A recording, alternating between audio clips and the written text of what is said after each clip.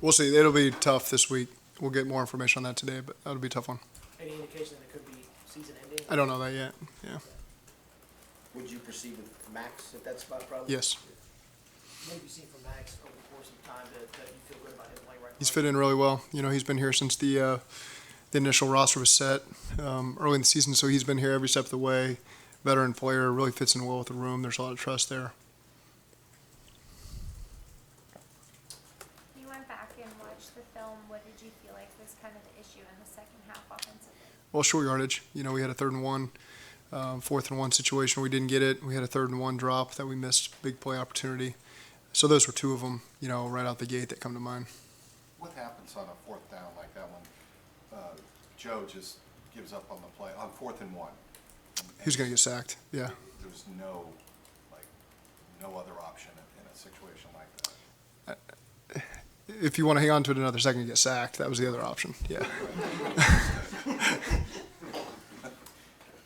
There are a bunch of examples this year where maybe plays where Burrow could have gotten sacked, that maybe he would have gotten sacked last year, that he hasn't this year. How has he grown and evolved to get sacked and be responsible for fewer sacks? I think he plays really fast. I think every year that goes by, he sees the game as well as anybody in the league right now. But I think that's even going to sharpen as he continues to go. It's hard to imagine how that would look because he plays at such a high level. The offensive linemen have also done a great job. The speed of the receivers, the skill guys getting out in the routes. Our backs have almost 100 catches this year, which just goes to show you they're in the right spot. And he's got trust there to get them on the outlet quickly. And again, that's just more years in the system for all these guys. Everybody's got that comfort level that they've run these concepts a million different times, and so there's a good awareness of where to be and when to be there. Zach, I think you had 13 takeaways in the first 11 games and 11, I think, in the last 5.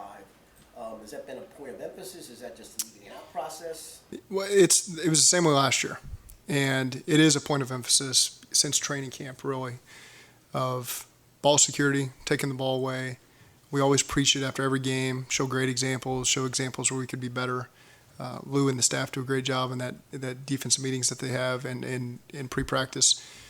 But for whatever reason, it was very similar. It's one of those situations where you preach it, and eventually they just start coming to bunches, and you never let off of that. Same situation last year, really, when we went on that run leading into the playoffs, and in the playoffs, our positive margin in the turnover battle, skyrocketed.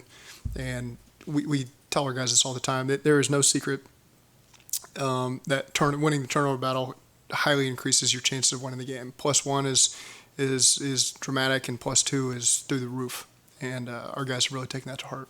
Do you guys get numbers on studies of how many teams win? Is that something that Sam runs? Oh yeah, yeah. All of our coaches, Brad Kirkthorpe, Jordan Kovacs, Justin Hill, our running back coach, is really our all about the ball guy, and so he presents every week where we stand in the turnover margin with the rest of the league, where we should be, where we're at in the division, what our goal has been, and so he does a great job of presenting all that to the players and always keeping it fresh, always doing a great job of really hammering it home every Friday. Von Bell was telling Wednesday, us, sorry. I'm sorry. Von Bell was telling us, Zach, that something the coaching staff preached this summer in training camp was maximize the moment. What does maximize the moment mean to you as a coaching staff, and how have you seen the players embrace that? Don't let any week slip by. You can't afford to sleepwalk through a week. Had we done that at any point, especially in this back half of the season, we wouldn't be in the position that we're in today. Winning the division, hosting a home field playoff game. It took all 8 of those wins consecutively for us to get here. On Halloween, we were 4-4. And for this team to keep focused every single week and maximize every opportunity that we got speaks to how special this group is. Was that message kind of based in how the season ended last year, being that close to a Super Bowl win, and Vaughn was saying you take that a step further and you finish the It last year just showed what we were capable of. Anytime you get on a run like that and you end up in the Super Bowl, you're sitting there in the Super Bowl realizing, man, we have the team that we always suspected we had. But until you get there, you never really know. And so then for this year to have a lot of the same pieces back, added some great pieces as well, certainly guys knew that we could make the playoffs. And then once you get in the playoffs, you got to be ready to go. And so, again, we're not making any prediction about where this will end up, but this is the position that we wanted to be in, with control of at least one home field game.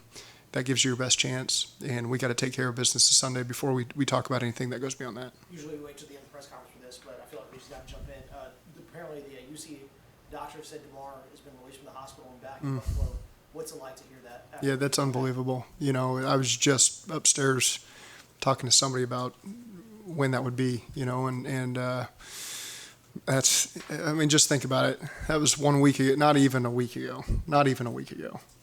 There's no one in this room that would have expected he'd be in Buffalo. You know, what we saw even Tuesday morning. So, you know, God is great. He works miracles. This is certainly a miracle. There's no question.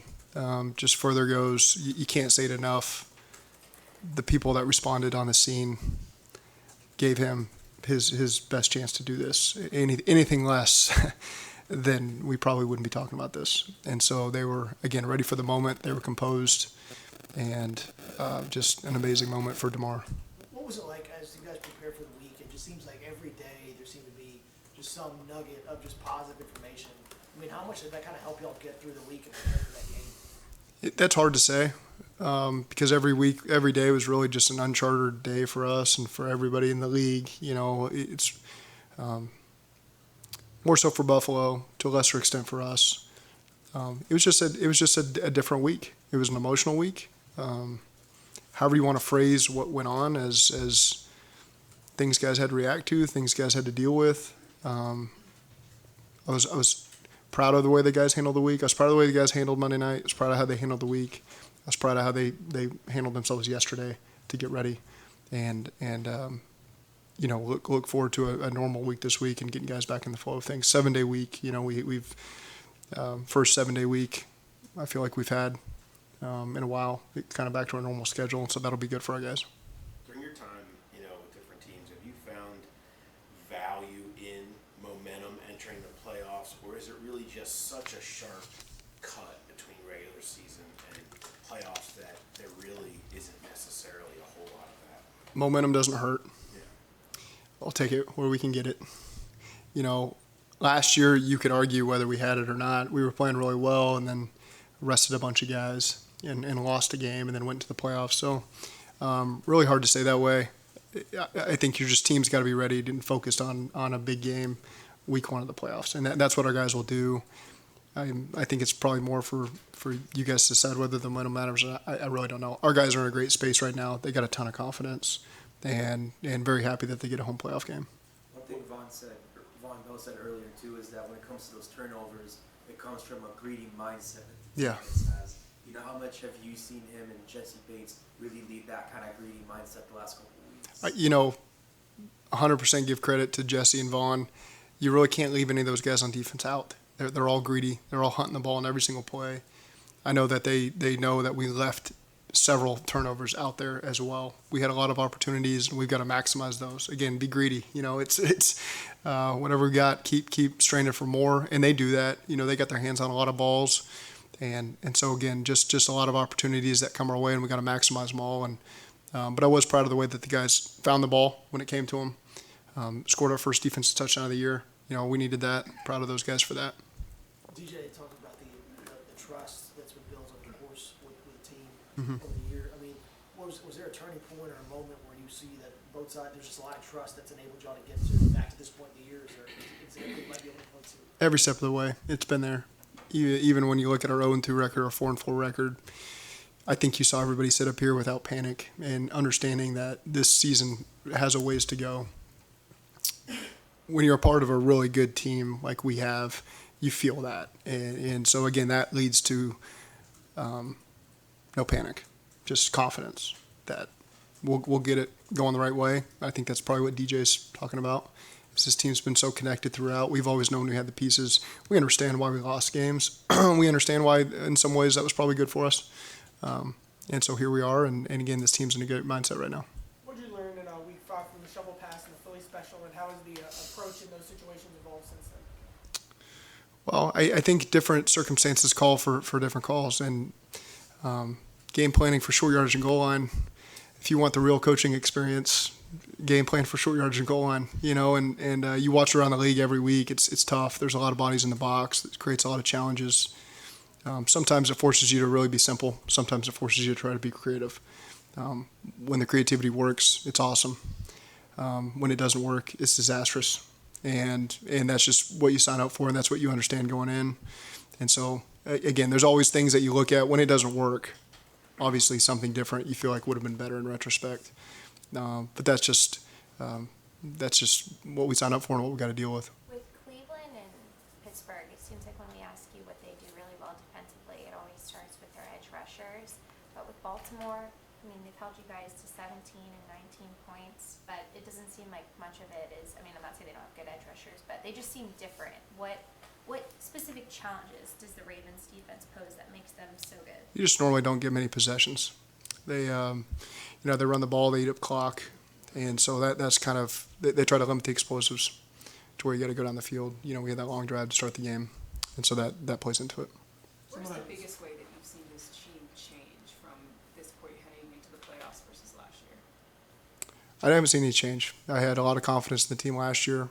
It is new. We've got new pieces, but I have that same confidence. We have the right leadership. Everybody in this locker room knows what it takes to be successful, knows what it takes to show up for a Wednesday practice and give it your all, Thursday practice, be ready. So again, I think that's why we have so much confidence in our players, is there's not a man on this team that doesn't understand. And if there was a moment where they didn't, the veterans got them in line and made sure they understood. And so it's, again, a battle-tested team that we've got a lot of confidence in. Some of your defenders were upset, kind of some of the stuff that went on with the whistle. Did you notice anything and have any concerns about what the Ravens were doing? Anything dirty? I think these divisional games are always hard-fought games, and that's just the way it goes. Do you practice all week assuming Lamar will play to the extent where there is a Lamar on the scout team? We always assume that the best players on the other team are going to play, and I know he's got a knee. I'm sure he's been throwing 3 or 4 days a week. It's his arm still can throw as far as I know, and so I'm sure he's ready that way, and we just got to be ready for him to play if he walks out there on the field.